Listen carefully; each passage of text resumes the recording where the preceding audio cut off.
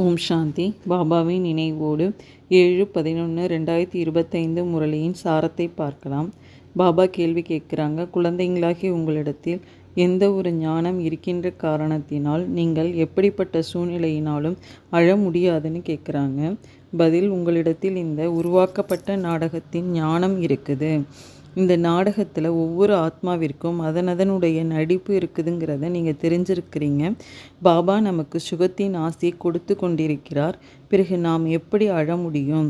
தூரத்தில் இருக்கும் பிரம்மத்தில் இருப்பவரை பற்றி கவலை இருக்குது. இப்போது அவரை கிடைத்து விட்டார் எனும்போது வேறு என்ன வேண்டும்? பாக்கியசாலி குழந்தைகள் ஒரு பொழுதும் அழுவதில்லைன்னு பாபா சொல்கிறாங்க. நெக்ஸ்ட்டு, பாபா இங்கே எதை விட வேண்டும்னு கேட்குறாங்க. பதில், சிவபாபா தான் ஞான கடலாக இருக்கார். மேலும் அவர் ஆன்மீக தந்தை. இந்த சமயத்தில் ஆன்மீக தந்தையிடமிருந்து ஆன்மீக குழந்தைங்களுக்கு ஆஸ்தி கிடைக்குது. இங்கே தேக அகங்காரத்தை விட வேண்டும். இந்த சமயத்தில் நீங்கள் ஆத்ம அபிமானியாக ஆகி பாபாவை நினைவு செய்யணும். கர்மத்தை செய்யுங்கள், தொழில் போன்றவற்றை கூட செய்யுங்கள். மற்றபடி எவ்வளவு நேரம் கிடைக்கின்றதோ அதில் தங்களை ஆத்மானு புரிந்து தந்தையை நினைவு செய்தீர்கள் என்றால் விகர்மங்கள் விநாசமாகும்னு பாபா சொல்லியிருக்காங்க. பாபா நமக்கு எதை வழங்கும் வள்ளலாக இருப்பதாக கூறுகின்றார். பதில், தூய்மையற்றவர்களை தூய்மையாக்கும் சீதாராம் என்று சொன்னாலும் சரியாக இருக்கும். நீங்கள் அனைவரும் சீதைகள் அல்லது பக்தைகளாக இருக்கிறீங்கிறாங்க பாபா. அவர் ஒருவர் தான் ராமர் பகவான். பக்தர்களாகி உங்களுக்கு பகவானின் மூலம் பலன் வேண்டும். அந்த பலன் முக்தி அல்லது ஜீவன் முக்தி ஆகும். முக்தி ஜீவன் முக்தியை வழங்கும் வள்ளல் அந்த ஒரு தந்தையே ஆவார்னு பாபா சொல்கிறாங்க. நெக்ஸ்ட்டு, மனிதர்கள் சொல்லுவது எது தவறாகி விடுகின்றதுன்னு பாபா கேட்குறாங்க. பதில், தூய்மையற்றவர்களை தூய்மையாக்குபவர் ஒரு பாபா தான். மற்றவர்கள் அனைவரும் மணமகள்கள், பக்தைகள் ஆவர். தூய்மையற்றவர்களை தூய்மையாக்கும் சீதாராமன் என்று சொல்வது சரியாக இருக்குது. ஆனால் கடைசியில் ரகுபதி ராகவ ராஜாராம் என்று சொல்லிவிடுகின்றார்கள். இதுதான் தவறாகி விடுகின்றது. மனிதர்கள் சிந்தித்து கொண்டே இருக்கிறார்கள். அர்த்தம் இல்லாமல் வாய்க்கு வந்ததை சொல்லிக்கொண்டு இருக்கிறார்கள்னு பாபா சொல்கிறாங்க. நெக்ஸ்ட்டு, எது பூஜிக்கப்படுவதில்லை நினைத்து உருட்டப்படுகின்றது என்று பாபா கூறுவது என்ன? பாபா சொல்கிறாங்க, குழந்தைங்களாகி நீங்கள் வரிசை கிரமமாக விஷ்ணுபுரிக்கு எஜமானர்களாக ஆகுறீங்க. எனவே நீங்கள் விஷ்ணுவின் கழுத்து மாலையாக ஆகுறீங்க. முதல்ல நீங்கள் சிவனின் கழுத்து மாலையாக ஆகுறீங்க. அதனை ருத்ர மாலைன்னு அழைக்கப்படுது. அதை தான் ஜபிக்கிறாங்க. மாலை பூஜிக்கப்படுவதில்லை, நினைத்து உருட்டப்படுகின்றது.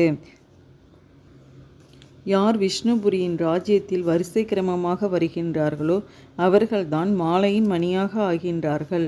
மாலையில் முதலில் மலர் இருக்கின்றது, பிறகு ஜோடி மணிகள் இருக்கின்றன. குடும்ப மார்க்கம் இல்லையா? குடும்ப மார்க்கம் பிரம்மா, சரஸ்வதி மற்றும் குழந்தைகளிலிருந்து ஆரம்பமாகிறது. இவர்கள்தான் பிறகு தேவதைகளாக ஆகின்றார்கள். லக்ஷ்மி நாராயணன் தான் முதலாவது ஆகும். மேலே உள்ள மலர் சிவபாபா இருக்கின்றார். மாலையை உருட்டி உருட்டி கடைசியில் மலருக்கு தலை வணங்குறாங்கன்னு பாபா சொல்கிறாங்க. நெக்ஸ்ட்டு, எவை அனைத்தும் பக்தி மார்க்கம் ஆகும்னு பாபா கேட்குறாங்க. இப்பொழுது எதை நிறுத்துங்கள்னு கேட்குறாங்க. பாபா சொல்கிறாங்க, யாருடைய மனைவியோ அல்லது தந்தை போன்றவர்களோ இறந்து விட்டார்கள் என்றால் அவர்களுடைய ஆத்மாவை பிராமணருடைய உடலில் அழைப்பதைப் போல இருக்குது. முன்பு வந்தது. அவை ஒன்றும் சரீரத்தை விட்டு வருவதில்லைங்கிறாங்க பாபா. இது நாடகத்தில் முன்பே பதிவாகி இருக்கின்றது. இவை அனைத்தும் பக்தி மார்க்கமாகும். அந்த ஆத்மா சென்று விட்டது, சென்று வேறொரு சரீரத்தை எடுக்கின்றது. குழந்தைங்களாகி உங்களுக்கு இப்போது இந்த ஞானம் முழுவதும் கிடைத்து கொண்டிருக்கிறது. ஆகையினால் யாராவது இறந்தால் கூட உங்களுக்கு எந்த கவலையும் இல்லை. அம்மா இறந்தாலும் கூட அல்வா, அதாவது ஞானத்தை கேட்க வேண்டும், சாப்பிட வேண்டும். சாந்தா சகோதரியைப் போல் நீங்கள் ஏன் அழுகிறீர்கள் என்று பிகு குழந்தை சென்று புரிய வைத்தது. அழுவதினால் திரும்பி வருவார்களா என்ன? பாக்கியசாலிகள் அழுவார்களா என்ன? எனவே அங்கே அனைவருடைய அழுகையும் நிறுத்தி புரிய வைக்க ஆரம்பித்து விட்டார். இப்படி நிறைய குழந்தைகள் சென்று புரிய வைக்கின்றார்கள். இப்போது அழுவதை நிறுத்துங்கள்னு பாபா சொல்கிறாங்க.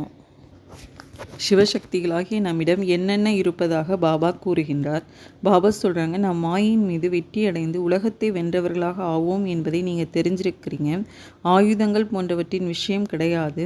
நீங்கள் சிவசக்திகள் ஆவீர்கள். உங்களிடம் ஞானம், கோடாரி, ஞானபானம் இருக்கின்றது. அவர்கள் பக்தி மார்க்கத்தில் தேவிகளுக்கு ஸ்தூல அம்பு போன்றவற்றை கொடுத்து விட்டார்கள். ஞானவாளின் மூலம் விகாரங்களை வெல்ல வேண்டும். மற்றபடி தேவிகள் இம்சிப்பார்களா என்ன என்று பாபா கேட்கின்றார். இவை அனைத்தும் பக்தி மார்க்கமாகும்னு பாபா சொல்கிறாங்க. நெக்ஸ்ட்டு கிருஷ்ணரை கருப்பாக மாற்ற சத்யுகத்தில் எது போன்றவைகள் கிடையாதுன்னு பாபா கூறுவது என்ன? பாபா சொல்கிறாங்க, கிருஷ்ணருடைய மகிமை எவ்வளோ பாடுறாங்க. சிறு வயதில் வெண்ணெய் திருடினார், பானையை உடைத்தார், இதை செய்தார்லாம் சொல்கிறாங்க. எவ்வளோ களங்கம் சுமத்துனாங்க. நல்லது, கிருஷ்ணரை ஏன் கருப்பாக உருவாக்கியுள்ளார்கள்? அங்கே கிருஷ்ணர் வெள்ளையாக இருப்பார் இல்லையா?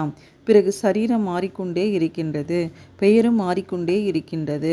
ஸ்ரீ கிருஷ்ணர் சத்யுகத்தின் முதல் இளவரசனாக இருந்தார். அவரை ஏன் கருப்பாக உருவாக்கி இருக்கிறாங்க? ஒரு பொழுதும் யாருமே சொல்ல முடியாது.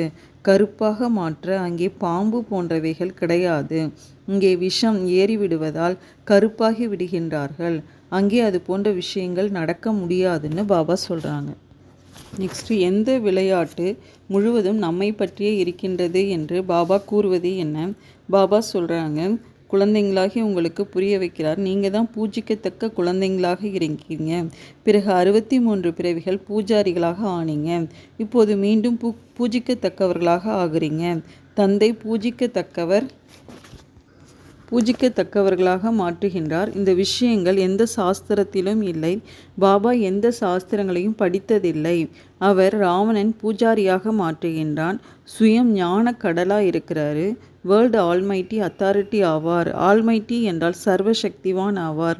நான் அனைத்து வேத சாஸ்திரங்கள் போன்ற அனைத்தையும் தெரிந்திருக்கிறேன்னு பாபா சொல்கிறாரு. இவை அனைத்தும் பக்தி மார்க்கத்தின் பொருளாகும். நான் இந்த விஷயங்கள் அனைத்தையும் தெரிந்துள்ளேன்.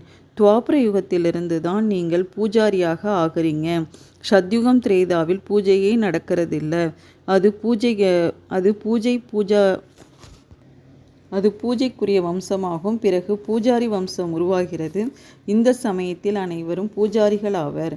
இந்த விஷயங்கள் யாருக்குமே தெரியாது. பாபா தான் 84 பிறவிகளின் கதையை சொல்கிறாரு.